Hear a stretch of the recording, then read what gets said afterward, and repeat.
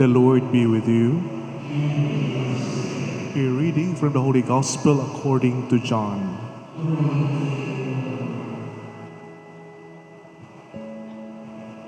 On the third day, there was a wedding in Cana in Galilee, and the mother of Jesus was there. Jesus and his disciples were also invited to the wedding. When the wine ran short, the mother of Jesus said to him, "They have no wine." And Jesus said to her, "Woman, how does your concern affect me? My hour has not yet come." His mother said to the servers, "Do whatever he tells you." Now there were 6 stone water jars there for Jewish ceremonial washings, each holding 20 to 30 gallons. And Jesus told them, "Fill the jars with water." So they filled them to the brim. Then he told them, "Draw some out now and take it to the head waiter." So they took it, and when the head waiter tasted the water that had become wine, without knowing where it came from, although the servers who had drawn the water knew. The head waiter called the bridegroom and said to him, "Everyone serves good wine first, and then when the people had drunk freely, an inferior one. But you have kept the good wine until now."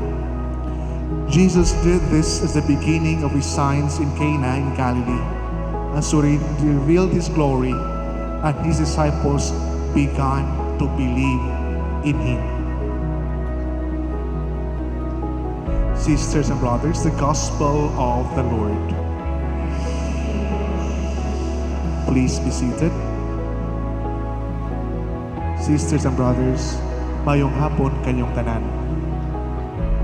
My dear friends, we are gathered here in this beautiful parish of St. Augustine of Hippo Parish in Carmen, Cebu, to witness Jason, Paul, and Vivian as they seal their love for each other before the throne of God, who is love.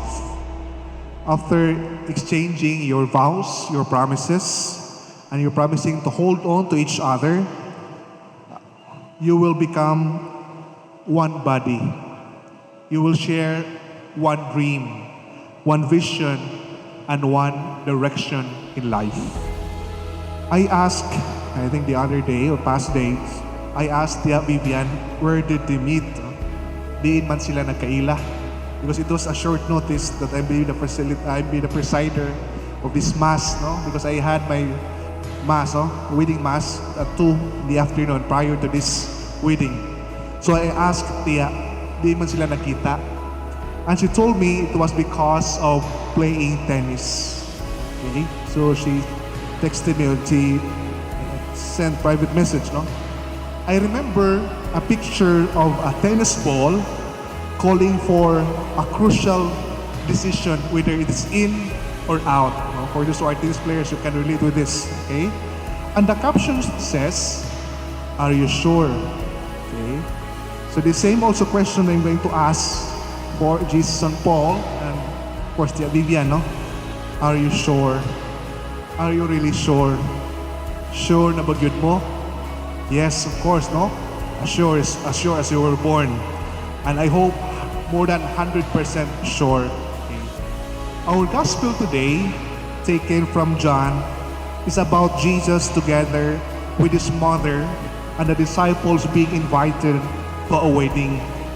Noteworthy in this narrative is that the first miracle of Jesus took place not during his preaching or in the feeding of the 5,000, no, but in a wedding.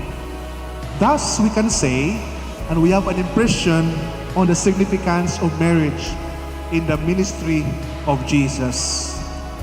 I have been officiating wedding since last week, and this is the 3rd time. And hopefully, the 4th one will be next week. No? I could say that marriage is the in thing nowadays, more than priesthood and religious life. Muna makita-kita pa ta, sunod simana, maayog lawas, sa lain na pong kasal, di lang kumusulti o kinsa. So again, let me share with you 3 in terms which you can do from the gospel story. I shared this during the mass, during the wedding mass prior to this mass. No? First, invitation.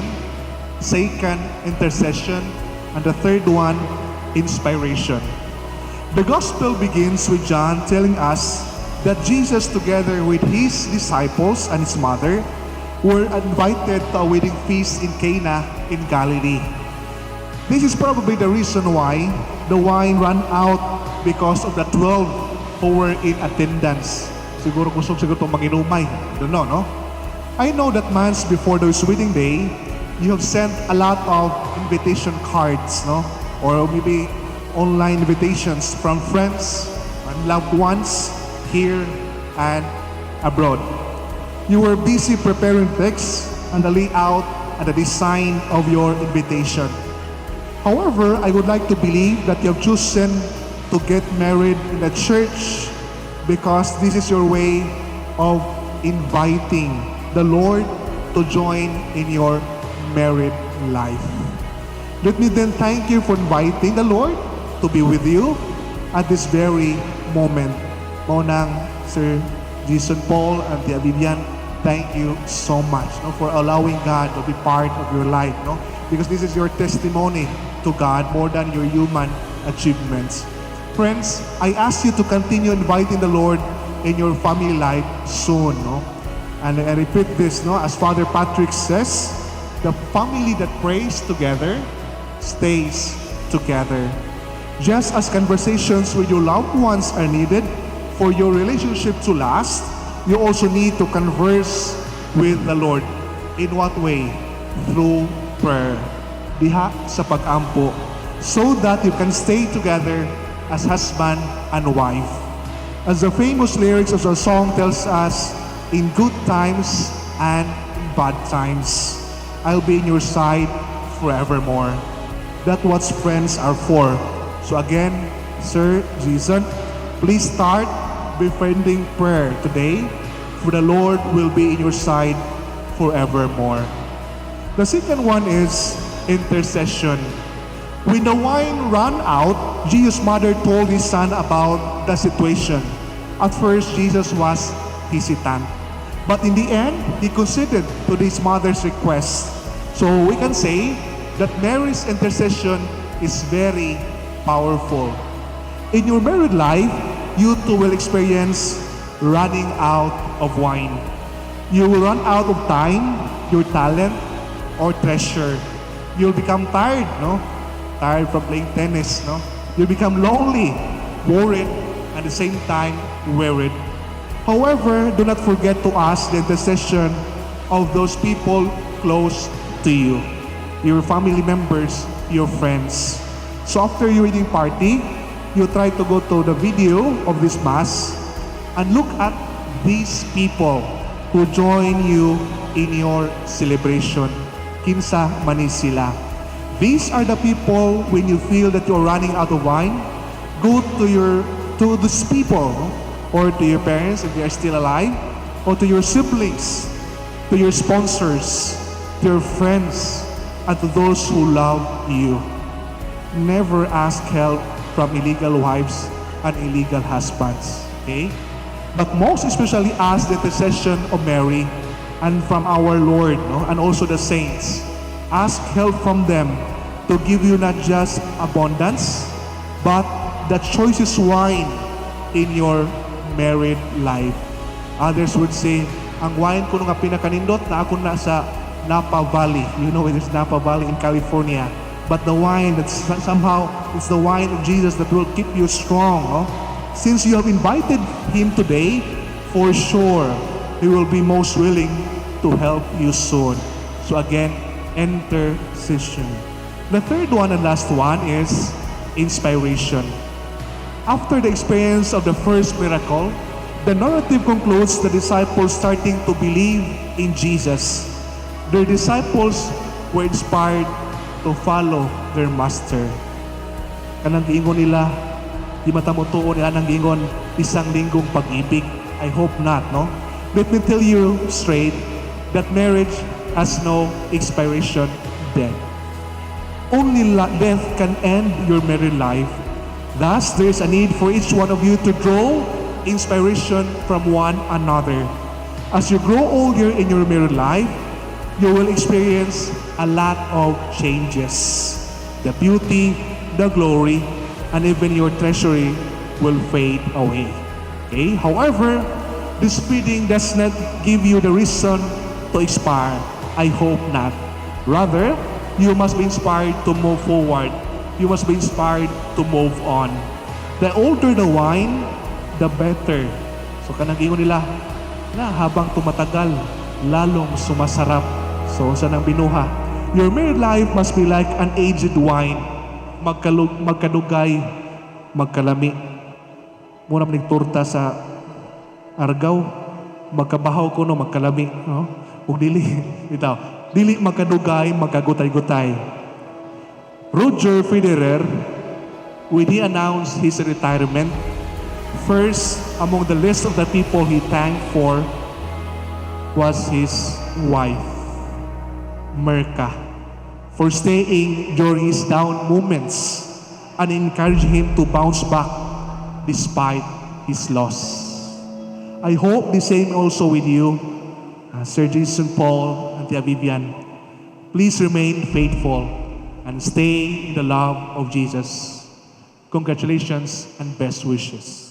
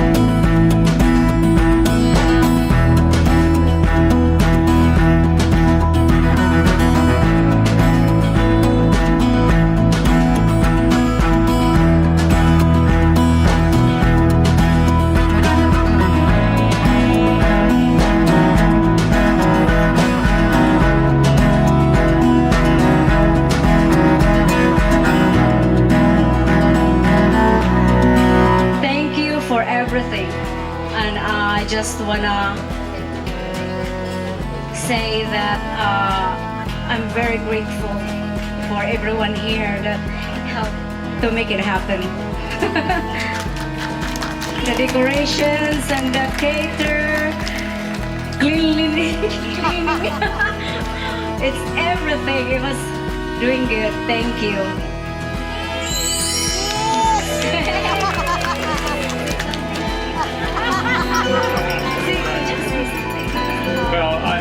also want to say thank you to all of you. I've met so many of you, and you've been so welcoming, so many miles away from my home.